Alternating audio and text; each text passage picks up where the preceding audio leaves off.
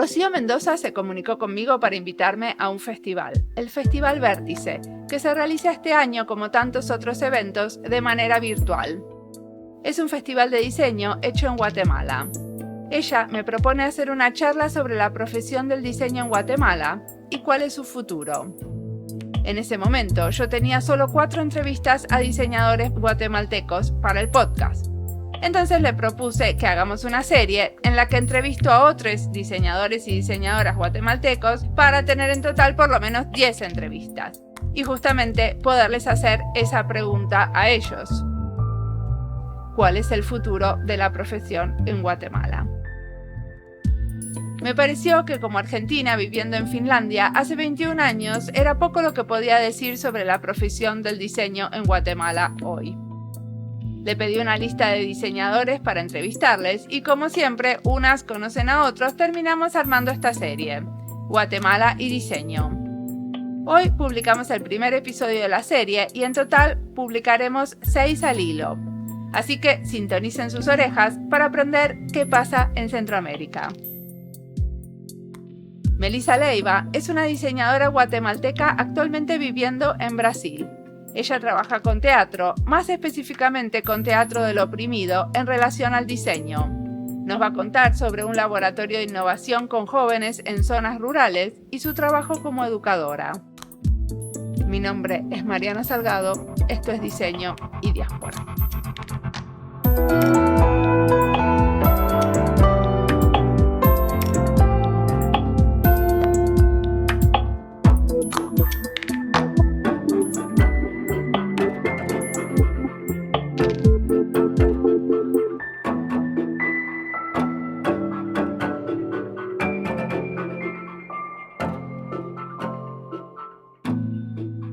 Bueno, hola, un gusto, Mariana. Gracias ahí por la oportunidad y por el espacio en este especial podcast. Pues mi nombre es Melissa Leiva, yo soy guatemalteca.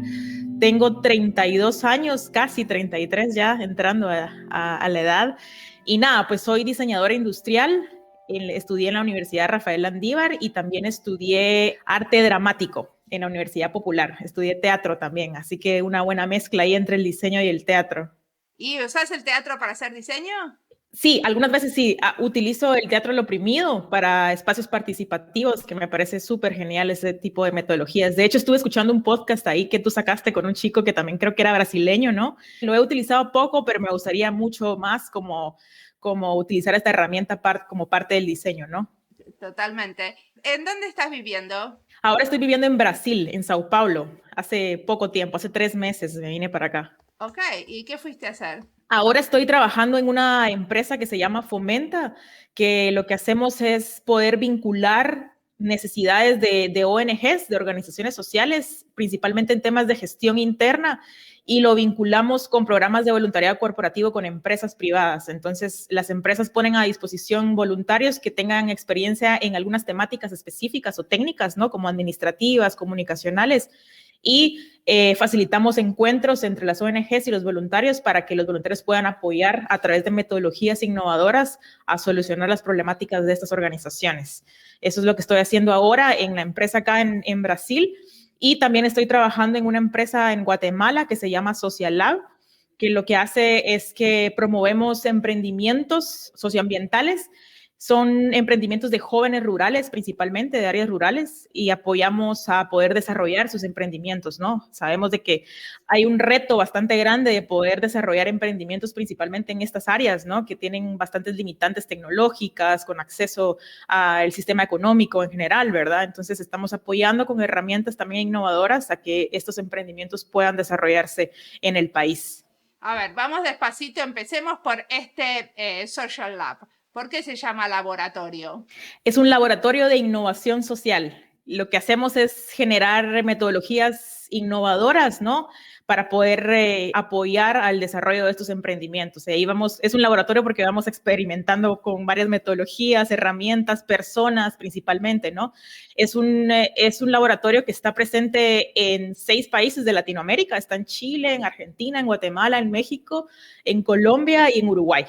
¿Y quién lo financia? Son principalmente ahora, digamos, en Guatemala están organizaciones como Oxfam Internacional, está financiando gran parte de este proyecto, y iniciativas privadas principalmente, ¿no? Son iniciativas privadas que financian este laboratorio.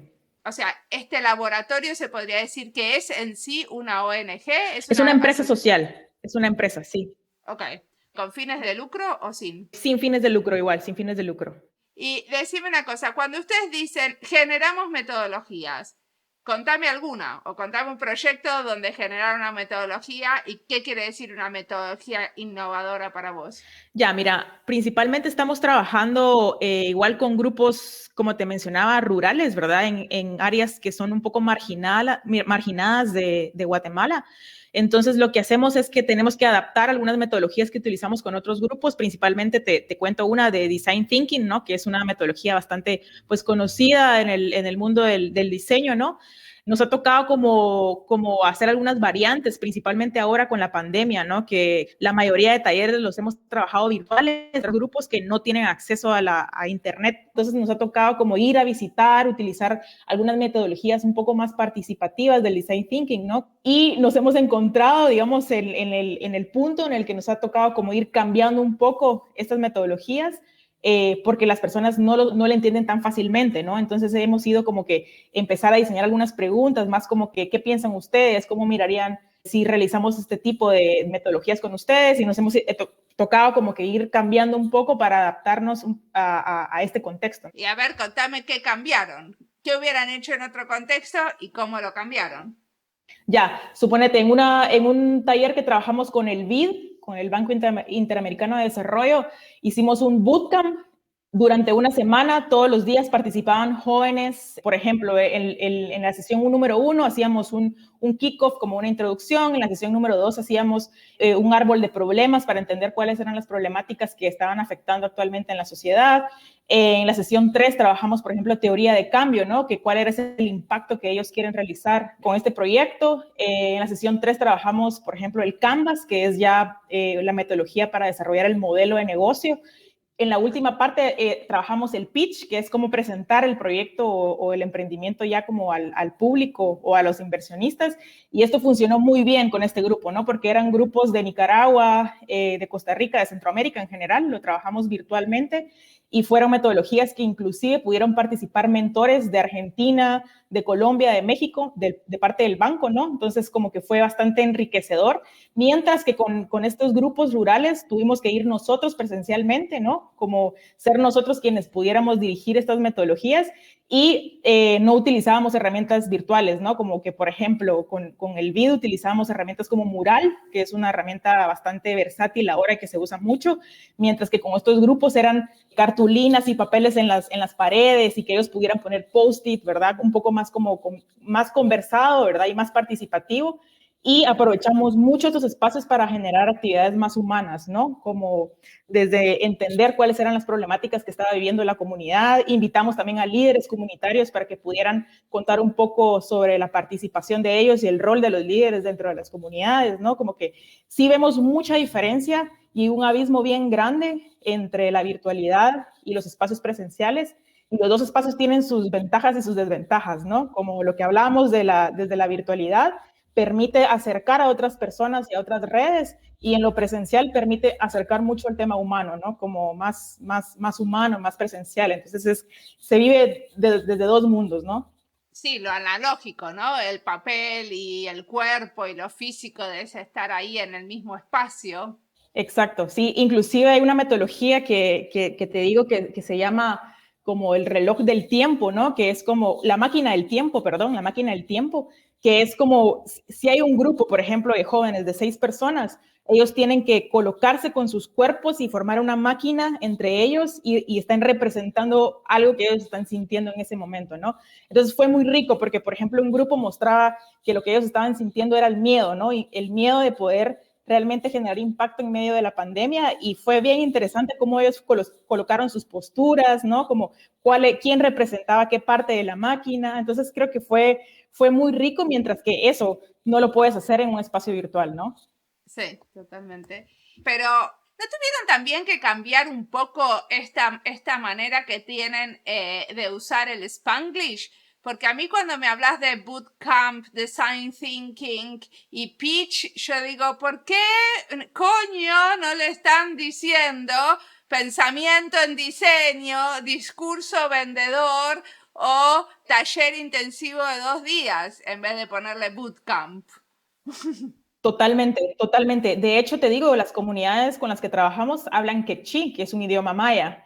Ni siquiera es el español, ¿no? Entonces es una barrera un poco más, mucho más compleja y nos ha tocado justamente eso. Nosotros, principalmente en Social Lab, tenemos un dilema con eso, ¿no? Como el speed dating, el bootcamp. Inclusive para definir los nombres utilizamos estos espacios más participativos, ¿no? Invitamos a las personas para crear los nombres y que venga desde las personas, ¿verdad? Y para que exista también un sentido de apropiación. Eso es totalmente y de acuerdo contigo, pues es. Ay, no me digas que tenés esos nombres pitch y todo eso en quechí, porque así lo empezamos a usar en quechí y lo dejamos de usar en castellano. A ver, por lo menos eso sería un poco más autóctono que seguir diciendo design thinking. Total, total. No, sí, estos nombres los usamos más como con estos espacios más que te digo, con el BID, por ejemplo, que son metodologías un poco, sí, son herramientas que ellos ya conocen, ¿verdad? Pero con estos grupos cambiamos totalmente los nombres, cambiamos. De hecho, hicimos ahora un proyecto que se llama Kabawink, es una palabra quechí, que significa espacio participativo también, ¿no? Entonces salió el nombre y nosotros inclusive nos costaba pronunciarlo y todo, pero existe una apropiación, ¿no? Desde las comunidades. Entonces no más bootcamps, ahora son todos kawawis. Eso. Perfecto.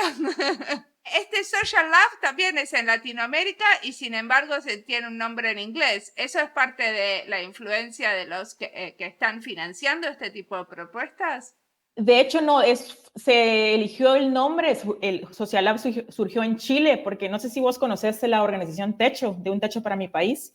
Sí. Social Lab surgió de Techo, era como el área de innovación social, ¿no? Como después de hacer las viviendas, este grupo se encargaba como de diseñar captadores de agua de lluvia, lámparas solares, como para añadir a las viviendas, ¿no? Entonces era el Centro de Innovación Social y salió como laboratorio social y la idea es que el nombre se puede usar en inglés o en español, ¿no? Social Lab como laboratorio social o es un poco versátil ahí el nombre. Ah, ok, perfecto. Y decime una cosa, vos estuviste trabajando también para Techo, ¿no? Sí, sí, sí. De hecho, bueno, ahí justamente te contaba, ¿no? Que yo cuando empecé la universidad, justamente tenía 19 años, empezando la universidad, empecé a ser voluntaria de esta organización Techo en Guatemala. Y bueno, tuve la oportunidad, me recuerdo la primera vez que yo conocí una comunidad, conocí la situación pues, en la que las familias viven, ¿no? La realidad de mi país en las áreas rurales es bastante impresionante, como el hacinamiento, la infraestructura de las viviendas, la falta de acceso a servicios.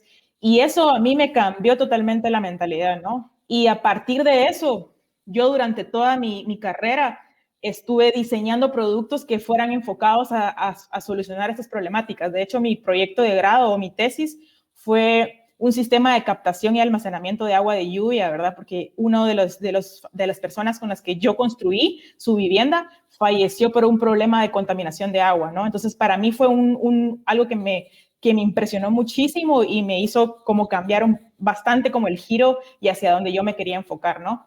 ¿Y qué pasó con ese sistema de agua de lluvia? Está implementado, se implementó en una comunidad ahora, pues yo hice la prueba piloto ahí y se replicó en 12 viviendas. Eso fue, te digo, como en el 2017 más o menos. Y luego no sé, la verdad es que no sé qué fue lo que pasó después, pero entiendo que se replicaron 12 proyectos en 12 viviendas de esta comunidad.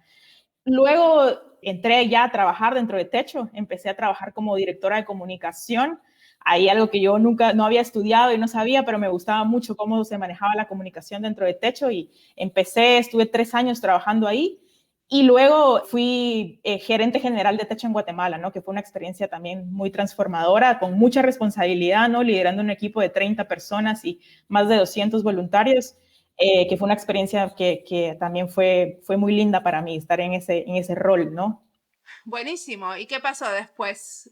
¿Por qué lo dejaste? Porque parece como un trabajo soñado para alguien que le interesa esto del el diseño social. Vieras que dentro de la organización existe una política de rotación, ¿no? La idea es ir renovando liderazgos. Si vos tenés más o menos un tiempo de 3 años para poder estar en un rol y luego tenés que dejarlo para que más voluntarios vayan creciendo y sobre todo esta organización tiene un componente mucho de innovación, ¿no? De traer cosas nuevas, de generar estos cambios, entonces la rotación de personas permite mucho eso, ¿no? Entonces estuve 3 años en comunicación, salí, me fui a trabajar a otras cosas, de hecho estuve trabajando en otra organización en temas de voluntariado y educación, y luego regresé a la gerencia, estuve 3 años y salí. Luego, después de salir, me dediqué a viajar un tiempo, así como, bueno, ya, me toca darme mi espacio y mi tiempo. Volví a trabajar ya en Social Lab y ahora pues estoy aquí en Brasil aportando en este espacio de Fomenta. ¿Y a Brasil te mudaste por el trabajo? Realmente fue por amor.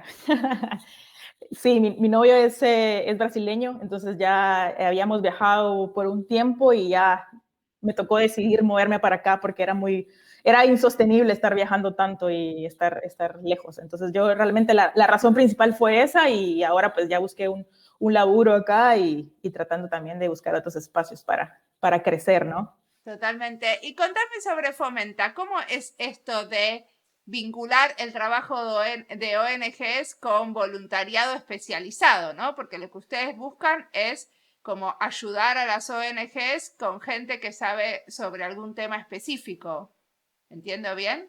Sí, tenemos un programa que se llama, es una maratón de aceleración social, que es justamente como este bootcamp o Kabawing, hablado ahí en quechí, que es un espacio de 6 semanas en donde estas organizaciones que se identifican, ¿no? Primero abrimos una postulación abierta a diferentes organizaciones que quieren mejorar algún tema específico interno de la organización, ¿verdad? Por ejemplo, justamente hoy tenemos el cierre de una maratón en donde tenemos, por ejemplo, ONGs una ONG quería desarrollar un programa de voluntariado corporativo, otra ONG necesitaba optimizar procesos en el taller de costura que tenían. Son temas de gestión interna, ¿no? Y se hace una postulación abierta, las organizaciones postulan y hay empresas privadas que pagan este programa para que sus voluntarios participen de esto, ¿no? Es más como un tema de RCE y mezclado ahí con recursos humanos, ¿no? ¿Qué quiere decir RCE? Responsabilidad social empresarial. ¿Eso quiere decir un poco de lavado de plata e impuestos? O sea, que la plata que ellos tendrían que pagar impuestos pagan menos si hacen este tipo de trabajo. De hecho, sí, Perdón que soy tan directa, pero quiero entender cuál es el revenue. yo estoy totalmente consciente de eso y de hecho hay dos intereses grandes de las empresas. Uno es la deducción de impuestos, como decís claramente, y la otra es un tema de marketing, ¿no? Como visibilizarse como organizaciones que están aportando a la sociedad, vincular su logotipo con la ONG, o sea, hay un interés mucho de comunicación y marketing detrás, ¿verdad? Entonces, estas empresas vienen y ponen a disposición, abren también una convocatoria interna en las empresas y dicen, bueno, hay estas organizaciones, quienes se quieren postular, vienen los voluntarios, levantan la mano, se postulan y empieza la maratón, ¿no? Entonces, es una maratón basada en la metodología Design Thinking, totalmente, ¿no? En donde en el primer encuentro se conoce la ONG con los voluntarios, en el segundo encuentro se presenta la problemática y luego se empiezan a generar espacios participativos de ideación para empezar a tirar ideas de solución a estas problemáticas. Luego se hacen prototipos y después ya se empieza a ejecutar la solución, ¿no? Entonces, por ejemplo, estos grupos desarrollaron un programa de voluntariado corporativo que ya se le entregó a la ONG, un manual de procesos en el tema de cómo optimizar dentro del taller, etcétera, etcétera, ¿no? Entonces, es un poco eso es lo que se hace dentro de este proyecto y mi labor específica es facilitar estos talleres. Claro, como facilitar la colaboración para que la gente de las empresas trabaje. ¿Y las empresas prestan una persona por 6 semanas full time o cómo funciona? No full time, no, es 2 horas cada semana durante 6 semanas. Los que hacen estos empleados calificados, digámosle por decirle de alguna manera, es como darles un poco de consultoría durante el tiempo de la maratón. Exacto. Entonces la empresa lo que hace es que les da tiempo libre, digamos, y les da opción a los colaboradores, a los empleados, a que durante estas 2 horas en esta semana ellos pueden tener bloqueada su agenda para ser voluntarios, ¿no? Entonces ellos participan en estos talleres, son 6 semanas y eso, ¿no? Justamente ayer terminamos ya los talleres y hoy tenemos como el cierre de la actividad, pues es una, como vos decís, ¿no? Hay intereses detrás de la empresa, ¿no? Como más de temas de la reducción de impuestos y temas de comunicación, pero creo yo que el tiempo que los voluntarios dan y la satisfacción también de ellos, ¿no? Es bastante rica y sobre todo creo que el valor más importante es lo que genera para la organización social, ¿no? Que tenían una problemática de gestión y fue resuelta de alguna manera y la idea es que ellos puedan amplificar su impacto a través de resolver este pequeño problema que tenían interno, ¿no? Claro, perfecto. A estos voluntarios, por ejemplo, les hacen dar charlas, organizar talleres. ¿En qué tipo de actividades se los envuelve? Mi labor en esta maratón era gestionar los talleres y liderar los talleres, y ellos nada más era participar, por ejemplo, participar en los espacios, generar ideas, pueden investigar algunos temas específicos, ¿verdad? Por ejemplo, tenía un grupo el que te contaba, ¿no? Que les tocó desarrollar un programa de voluntariado corporativo. Ellos no tenían idea cómo hacer un programa de voluntariado corporativo, les tocó investigar, les tocó ir con el área de recursos humanos de su empresa y empezar a investigar como, bueno, ¿cómo se hizo el programa de voluntariado acá dentro de la empresa? Como investigar eso, participar, creo que principalmente eso, ¿no? Y por último, desarrollar la entrega final, ¿no? Como un documento o una presentación que se le va a hacer entrega final a la ONG. Ese es el trabajo específico. Ah, ellos tienen la responsabilidad de hacer una entrega final, los voluntarios. Sí, los voluntarios hacen el producto y lo entregan. Ok. Y con 2 horas por semana les alcanza el tiempo. No necesariamente, creo que ellos tienen que invertir más tiempo por aparte, ¿no? Porque estos espacios son solo para ponerse de acuerdo, para discutir. La ONG participa también de los espacios, entonces es más como resolver dudas, qué es lo que necesita, cómo miras esta parte, ¿no? Y los voluntarios creo que le dedican tiempo afuera para poder desarrollar estos productos. Es muy interesante el modelo. ¿Y trabajan con gente que está adentro del mismo espacio físico o esto sucede también con gente que están en otros países? O sea, todo esto ¿los voluntarios son trabajadores en la misma ciudad? No, de hecho, ahora teníamos esta empresa que, pues, que te digo, ¿no? Era Johnson & Johnson, que era la empresa que estaba participando con los colaboradores, y eran colaboradores de México, de Colombia, de Argentina. Entonces, creo yo que también uno de los temas es ese, ¿no? Como conocer colaboradores de la misma empresa que están trabajando en diferentes países, en diferentes áreas, ¿verdad? Se genera un equipo multidisciplinario. Y eso es también rico, ¿no? A los voluntarios les gusta mucho conocer personas y sobre todo creo que uno de los comentarios que ellos daban en estos espacios era más como cómo salir de la dinámica del día a día, ¿no? Porque, por ejemplo, había una médica de esta empresa que decía, mi trabajo es muy técnico, todos los días estoy haciendo esto y esto, y para mí sentarme aquí 2 horas conversando sobre otro tema me permite también salir un poco, ¿no? Como escapar un poco de mi dinámica, de mi rutina. Y es bastante lindo, ¿no? Como eso, conocer a más personas. Sí, conocer otros contextos, otros problemas y otras maneras de pensar, ¿no? Para ellos también puede ser que el pensamiento en diseño no les fuera tan familiar. Total, de hecho la chica decía, esta médica, yo utilicé la herramienta mural que vimos acá para hacer una actividad con otros doctores y con otros médicos y me surgió súper buena. Como también eso, ¿no? Como abrirse a ver qué es lo que está pasando, unas metodologías que parecen complejas, pero a la larga son sencillas, ¿no? O sea, son sencillas de utilizar y que también ayudan a generar soluciones de una forma más rápida y creativa. Entonces creo que eso es lo lindo, ¿no? De este espacio, más como esa satisfacción de trabajar, de ver el interés de estos voluntarios, ¿no? De querer aportar y sobre todo ver la satisfacción a la hora de la entrega, ¿no? Que la ONG viene y dice, no, esto realmente va a generar mucho valor, yo les voy a mandar resultados cuando ya lo implementemos, ¿no? Como hacerlos parte de...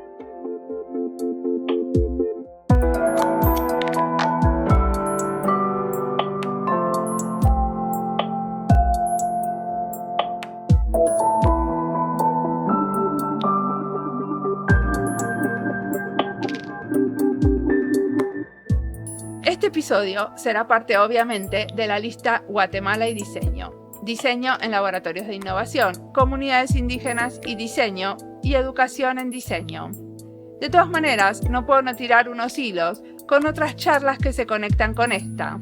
Con Frederik van Amstel hablamos del mismo método de trabajo, pero en otro contexto, porque él también apuesta al teatro del oprimido como una manera de entender las relaciones de poder que surgen cuando diseñamos. Es el episodio 237. Y también se relaciona con la entrevista a Renata Fenton, que nos contaba sobre su empresa Isla Urbana, basada en motivar a comunidades a recolectar agua de lluvia. Este era el episodio 209. Bueno, ahora sí, sigamos escuchando a Melissa.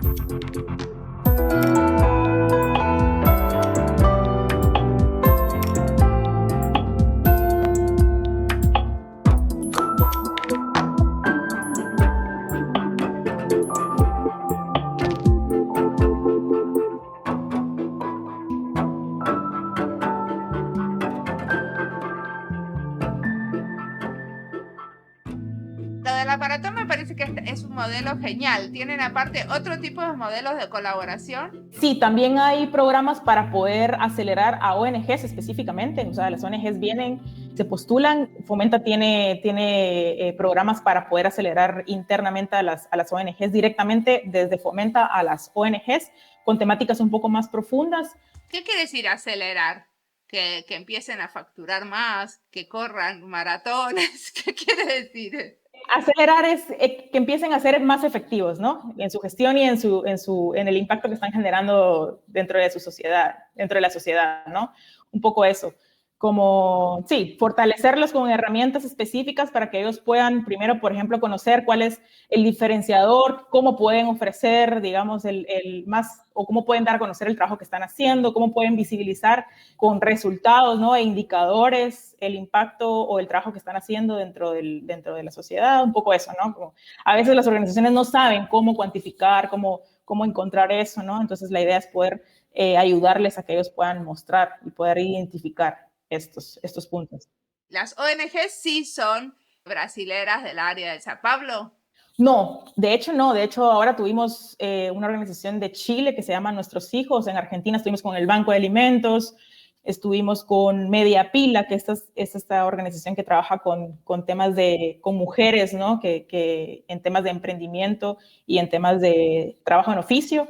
Entonces hay diversidad. Ahora justamente empezamos con organizaciones de México. Entonces se está ampliando un poco el trabajo. O sea que todo esto es muy virtual. Si las ONG son de todos lados y los voluntarios son de todos lados, o sea, ¿sucede todo en español o sucede todo en portugués? Todo en español y todo es virtual. Fomenta tiene 2 programas, uno en Brasil, que obviamente es con organizaciones brasileñas y con voluntarios brasileños, todo pasa en portugués, y tienen esta otra área que es en español, más como se abrió a Latinoamérica un poco más fuera de Brasil, ¿no? Que está México, está Colombia, Chile y Argentina. Entonces hay organizaciones que se postulan de estos países y los voluntarios de las empresas también son de estos países. Entonces permite un poco esa vinculación. ¿Hay otros diseñadores aparte de vos? No, yo soy la única. Yo soy la única diseñadora que estoy ahí trabajando facilitando los talleres. Claro, después tienen que tener algunos diseñadores para la parte de diseño experiencia, supongo. Sí, diseño experiencia y diseñadores gráficos que están más como en la parte más de gráfica, ¿no? Sí. Y bueno, ahí contarte un poco también de la experiencia que tuve este año, que creo que hace falta hablar un poco de mi experiencia como catedrática de la universidad, que fue justamente quien te dio mi contacto ahí, la Universidad Rafael Andívar. Yo pues me gradué de esa universidad y este año tuve la oportunidad de empezar a ser catedrática de la carrera de diseño industrial y estoy dando clases en el curso de diseño para la sostenibilidad. Entonces ha sido una experiencia muy linda, ¿no? Yo siempre tenía un poco esa crítica hacia la universidad y hacia pues la forma en que se educa, ¿no? A los diseñadores, porque creía que hacía falta como ese enfoque y ese vínculo del diseño hacia la realidad, ¿no? Por lo mismo que te contaba de mi experiencia en Techo, que era como, ¿por qué nos enseñan a diseñar lámparas? ¿Por qué nos enseñan a diseñar sillas? ¿Por qué nos enseñan a inventar necesidades para generar soluciones a esas necesidades, ¿no?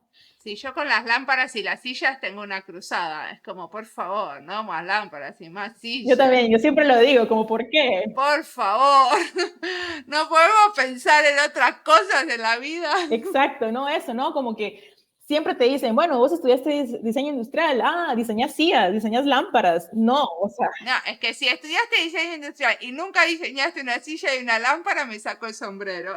no, de hecho sí diseñé eso, pero porque eran requerimientos de la universidad.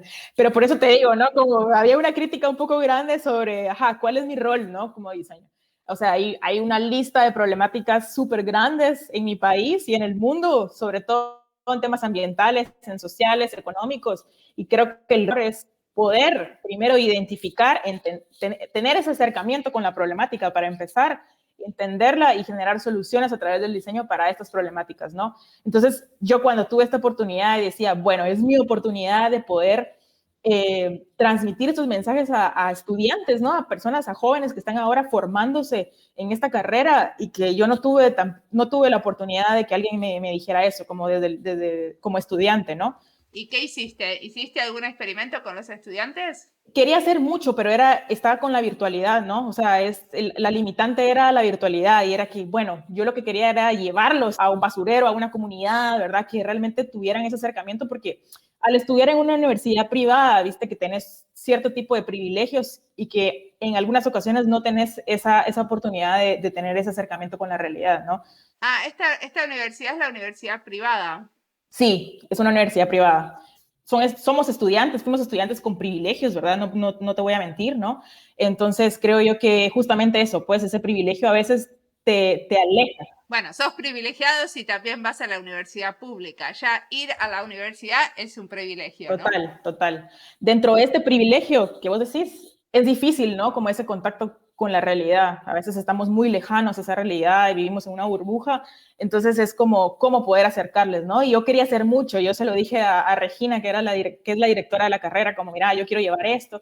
De hecho, lo que hice fue dentro de mis clases o dentro de mis sesiones, invitar a líderes comunitarios, ¿verdad? Contar un poco. Una vez invité a Mati, que es un líder comunitario de una comunidad que se llama Villa Canales, que fue donde implementé el sistema de agua, a que él pudiera contar un poco cuál era la problemática con el tema de agua y servicios de la comunidad, ¿no? Como para acercar esa sensibilidad desde la persona que está viviendo en el entorno y que los chicos y chicas de diseño pudieran entender un poco, ¿no?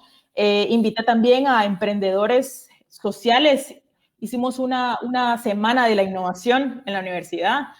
Lo que se estaba planteando era invitar al diseñador de Australia a que pueda venir a hablar, invitar a la diseñadora de Estados Unidos a que cuente. Y yo les decía, bueno, momento, tenemos diseñadores y diseñadores exitosos en Guatemala. Y eso genera mucha pertenencia y mucha identificación con los estudiantes también, porque digamos, yo no quiero llegar a ser como la diseñadora de Estados Unidos, yo quiero realmente identificarme con, no sé, Paula, que vive en una comunidad que realmente logró generar un impacto a través de su emprendimiento, ¿no? Como eso, ¿no? Aquí Guatemala tiene emprendedores realmente que están generando impacto y están rompiendo con el esquema económico, que también eso es uno de los retos, ¿no? O sea, hay muchas empresas multinacionales que se están llevando todo el dinero y están generando lucro a través de sus empresas, mientras que podemos desarrollar, ¿no? Como emprendimientos, diseños sostenibles, enfocarnos en resolver problemáticas y generar dinero también a través de eso, ¿no? Muchas veces nosotros pensamos que el emprendimiento es lucrar y sí, pero también puede estar vinculado a aportar, ¿no? A temas sociales, a temas económicos. Entonces creo que eso, ¿no? Como para mí la experiencia, la oportunidad de ser catedrática es algo que me llena muchísimo, ¿no? De poder transmitir estos mensajes y acercar principalmente experiencias de valor. O sea que eso es algo maravilloso que pasó con la pandemia, que te pudiste mudar y sin embargo seguir trabajando como educadora con alumnos guatemaltecos. Ahora, ¿te parece que eso va a seguir o cómo ves el futuro de ese tipo de relaciones y de maneras de enseñar cuando esto de la pandemia, en la pospandemia, digamos? Lo más lógico, creo yo, es que se adopte una metodología híbrida, ¿no? O sea, han surgido metodologías y herramientas en la virtualidad que creo que son bastante buenas, definitivamente. Sin embargo, esta carrera específicamente de diseño industrial es muy técnica, ¿no? Es muy práctica. Hay talleres en la universidad que para cortar, para lijar, para soldar cosas, ¿no? Porque es hacer, ¿no? Hacer productos. Entonces creo que lo más seguro es de que va a ser un sistema híbrido, ¿no? Que se va a volcar un poco más, sí, a lo presencial, porque es una carrera técnica, pero yo creo que también algunas universidades y empresas se han dado cuenta que se han ido ahorrando costos también con la virtualidad, ¿no? Porque te ahorras pago de parqueos, pago de la gasolina que te hace moverte, ¿no? De un lado a otro. Entonces creo que lo más seguro es que va a ser un sistema híbrido y van a adoptar pues definitivamente algunas herramientas que se han ido descubriendo en esta virtualidad, y lo presencial creo que tampoco se puede suplir del todo, ¿no? Es súper importante también. Bueno, y hay más posibilidades para hacer más colaboraciones regionales, ¿no? O sea, hay más posibilidades de invitar a tener educadores que vengan de otras partes del mundo. Total, total. Esa es la ventaja, ¿no? También de la virtualidad. Y lo hemos visto, pues es mucho más rico compartir experiencias a través de la pantalla, de la tecnología también, ¿no? Pero el reto humano creo que es difícil, ¿no? También. Yo sí soy mucho, mucho del tema humano y del acercamiento, de ver a las personas a los ojos, no en una pantalla, sino pues tenerla de frente, ¿no? Y creo que eso también ha afectado mucho, ¿no? O sea, siento que va a ser una secuela también de la pandemia, de la tecnología, como la falta de ese espacio humano. Totalmente. Y decime, ¿qué pensás de la situación del diseño en tu país? Gran pregunta. Yo creo que está cambiando un poco el tema del diseño.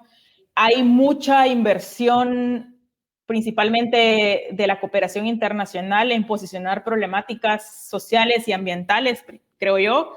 Hay mucha inversión de estas cooperaciones y otros países también en generar programas. Está creciendo mucho el tema del emprendimiento. ¿Pero te parece que en la cooperación internacional están apareciendo más diseñadores? Bueno, no están apareciendo más diseñadores, sino que están invirtiendo más en temáticas sociales y económicas principalmente, ¿no? Y ambientales.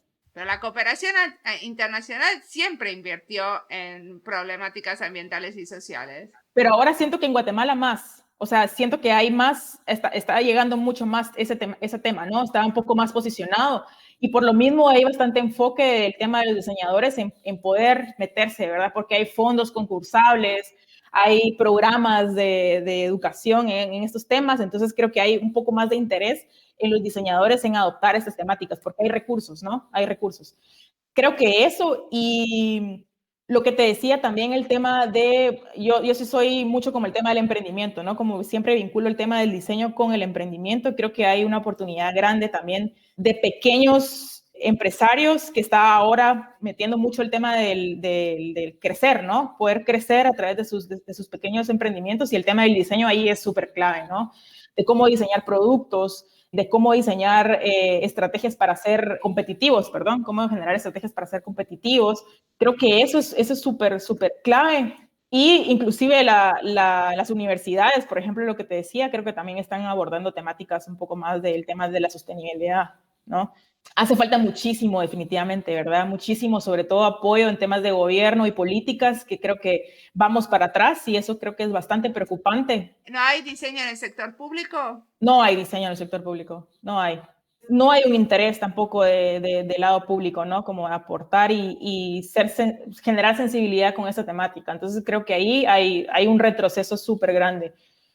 Decime, por ejemplo, cómo están áreas del diseño un poco menos tangibles, como por ejemplo el diseño de servicio y el diseño de experiencias. Hay universidades privadas principalmente que están sacando carreras un poco así, ¿no? Como neuromarketing y diseño de experiencias y pues carreras un poco más tiradas al consumo también, ¿no? También creo yo que ese es un poco el enfoque, ¿no? De cómo generar, como hablábamos, ¿no? Cómo generar lucro y cómo ganar dinero a través de qué es lo que piensan las personas, qué es lo que quieren, cómo generamos necesidades, ¿no?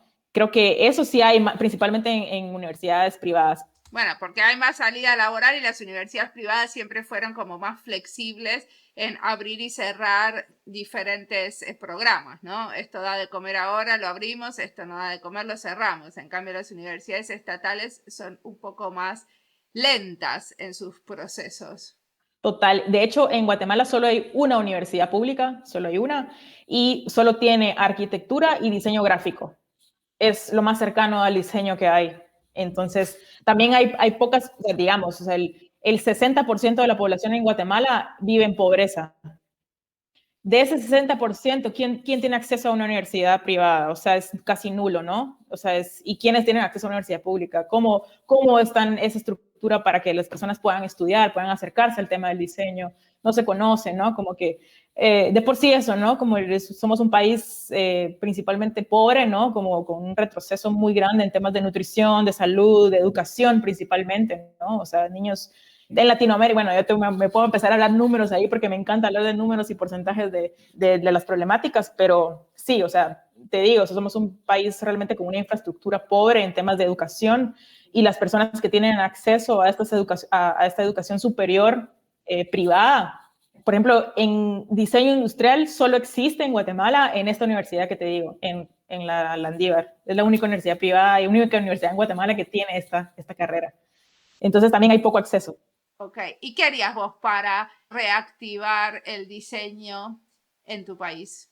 Para empezar, invertiría mucho en la parte de educación primaria, ¿no? Tenemos un sistema educativo súper cuadrado y súper tradicional, en donde los niños, inclusive en la escuela, pues también los pocos niños que tienen acceso a una escuela son metodologías súper aburridas y que nunca tienen acceso a metodologías más lúdicas, más participativas, ¿verdad? Entonces creo que desde ahí viene, ¿no? Como desde la base, que los niños realmente puedan experimentar y empezar a generar espacios más creativos, más participativos, más colaborativos, ¿no? El tema de la co-creación es tan importante en el diseño, ¿no? O sea, no viene desde mí, sino viene desde las personas, cómo co-creamos.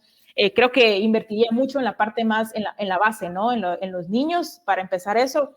Y te decía también la parte del aportar mucho en los emprendimientos locales, ¿no? Creo yo que aportar mucho en los emprendimientos locales que estén teniendo un impacto social y ambiental, ¿no? Que estén pensando cómo diseñar productos que puedan generar lucro y que ese lucro pueda devolver un beneficio a las comunidades, ¿no? Como involucrar a más personas y generar beneficios, ya sea ambientales, sociales, económicos en general, ¿no?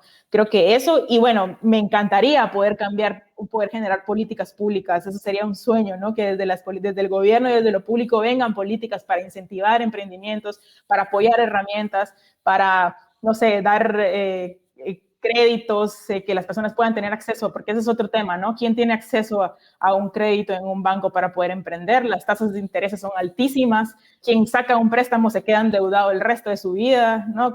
Entonces creo que haría muchas cosas. Decime una cosa, ¿qué te inspira? ¿Qué libros, podcasts, qué estás leyendo o escuchando que le querés recomendar a nuestra audiencia? Estoy leyendo 2 libros, pero son en portugués, son brasileños. Este se llama De la favela para el mundo, que es la historia de un grupo afro-reggae que trabajó en una de las favelas, ¿no? Trabaja en una de las favelas aquí en Brasil, y hablan mucho como el arte, el teatro y la participación en dinámicas como danza, etcétera, etcétera, ha cambiado el esquema de violencia dentro de las favelas, ¿no? Y de los jóvenes, como promocionar y promover espacios más lúdicos. El tema de violencia es espectacular, ese libro me encanta. Tengo uno también, aquí está, tengo todos mis libros aquí. Se llama Teatro de las Oprimidas, que ese es mi tema favorito, ¿no? Este es de las oprimidas, de las mujeres. Las Oprimidas, es un grupo de mujeres, sí. Okay. Está genial. Este libro es de Bárbara Santos, es también brasileña. ¿Y de qué se trata? Cómo surgió el tema del teatro del oprimido en Brasil, porque fue en Brasil donde surgió esta tendencia, ¿no? Y esta práctica, y cómo ellas utilizan este esquema para tratar temas de género, ¿no? De violencia de género principalmente, pues las mujeres, ¿no? Entonces es bastante interesante, es bastante lindo, por si lo quieren leer. Está en español también, yo lo estoy leyendo en español, pero es una chica que se llama Bárbara, que es de Brasil. Y por último, tal vez podría mencionar un libro que me gustó mucho también, que es sobre temas de espacios participativos, ¿no? Como cómo generar espacios participativos y cómo co-crear soluciones de diseño a través de la participación de las comunidades. De hecho, es de la Universidad de Buenos Aires. Sacaron una serie de libros de Silvia Valdés, no sé si la conoces. Silvia Valdés, no, a ver, ¿y se llama Espacios Participativos? Diseño participativo y sustentable se llama. Entonces creo que también es lindo, ¿no? Como de conocer y cómo generar o aprender qué importancia tienen los espacios participativos y la co-creación con los usuarios, se llama, ¿no? Con las personas que realmente van a estar utilizando los productos o los sistemas que se diseñen, ¿no? Esos tres podría yo recomendar, un poco variado los temas, ahí desde el teatro, desde la favela y el diseño. Pero sí, todo se vincula, ¿no? Perfecto, me encantó, mejor. Bueno, muchísimas gracias por la entrevista.